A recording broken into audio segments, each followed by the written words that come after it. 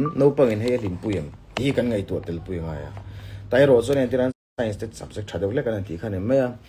thei top so nen convince ve mo va silve te zu khan ti tur ange ka tiang nu le pa mo u le na te chang ti tur ni ati dan tu tuitir dan han ti kan chu tak chu ne har ka ti do chu zirtir tu hin poi mo ber yes tui dan thade chon ma ni top chon an tuis ange khalam panga by default do interest an nei sa ni lo chuan an mani tok top chonin anan ziranga an interest lo zan zir tlem nge ya anti chianga anti chia chon thiam lo mo tui ta lo ani ngai chhothi teachers in zir tir segin dedicated teacher in mo nuam ti tuin nge ka thiang exciting da was zir thingai ni ka ti jok chu nge a practical ne mo demonstration ne ka ti science tui do in no pang zir tir se chu chona convince thei ber ti khan no pang hena lo tui chho mai ti hi ka zir tir ve chin atanga ka hriat ani ke ngai chuan mo CSC ti chem ti che CSC hit lu tu kolom CSC de chuma sei sarkar nai target lu tu lo do ni ti hriat tor CSC chuan ke min corporate ni lo chun private pa ngai do le ka tho hi ngai ve ni Sarjay sang ni som prok jay okay kami question ka so lar sim sim ka en vek to so ka en hu zon sol thelo dur chom lo mar ju ka tita ka question big pay ka so exam na wa chang thu ti lang ka chok dik kher lo mai the ni a ngai to ngai kha tam lu to ka question ka mo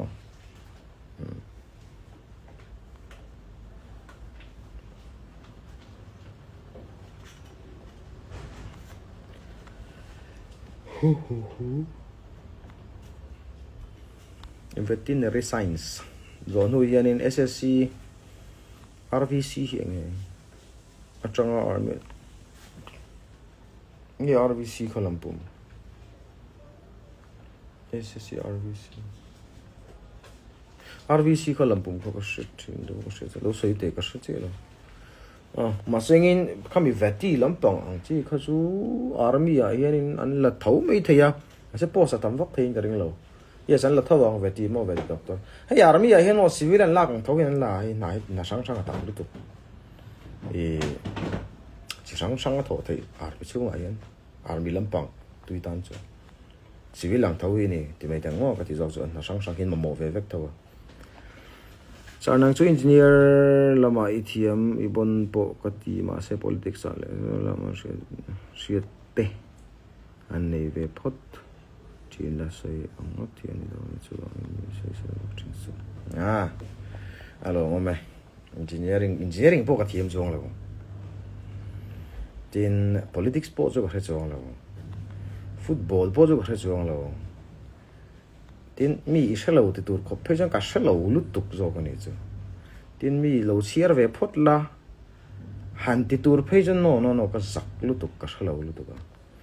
tin ichir nu aron soi ve chawro mi ti tur khop phei chorin no science te enga ma hi ka konfi pui lo sum sim a chan chu tiang chang ka ti ngai lo wangin lo ma men ron sila sarbiti so op nan huaya khan lo om jok tai la an bei dong tong atang tiang ang himron op le se nei mai man son thelo me ti ring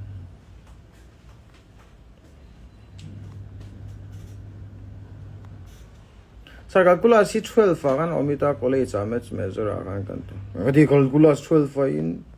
rap la pom ve calculus kan omit po chu mi lo tu ni ka ji thole ro calculus te chu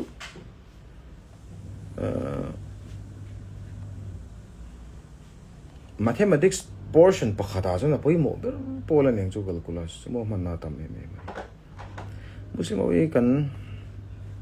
Muslim hui kan helvengo ta ani ho in Christian tan chon Hindu wa laga kan bulletproof so ne do permelo mo omlo se indiram a Christian kan chep turu om sia nia ani view ngai zo ki chon ko ka ti ani hi an poramo Christian kan soft la da do like Christian man like Christian ko tu sang ani ta like Christian to kan do do top pin ve mo mun sang sang a hian nge ka tiang do nga rang chi the cops mine sa coaching center bazar su ngom live ai soi khan sar that se to isoi ang chi khan suran te bei dong chi coaching kal lok pui lo ti ang te coaching kal ka lok pui lo ti yan lok pui vek thei lo bokina tin hay teach dan mi nan zir tir dan thet thiam le thiam lo in kari thlave bokani thiam ro ro po mo tin tôi nói cho cái bốc cả hao nó về thầy thấu in bị lâu xuống cල් tổ lâu mấy lâu thành tị trang tới bốc cái này anh zir thật sẽ về lúc đó hay thì là thì nhiều về thì cần trang về và bốc xe cái mạng đi come on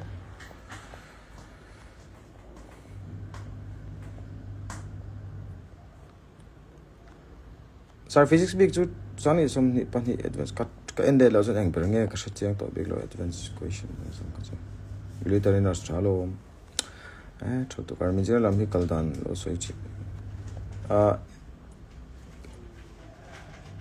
engineer is result khan cái mình CDS nói hiện làm cái lo technical entry khâu mà này chúng tôi engineer họ apply thấy cả cái exam khát army lampang khát army engineer đó bao giờ kan senior pakhat army engineer này hay mi an kai tu lu tu kan mi ron ti em ro na ke na ke ma chang ka sevek lo ka lo social palta ken an ma ni contact thei dan du club bank chang ठीक है higher online coaching class ka le अच्छा तेरे में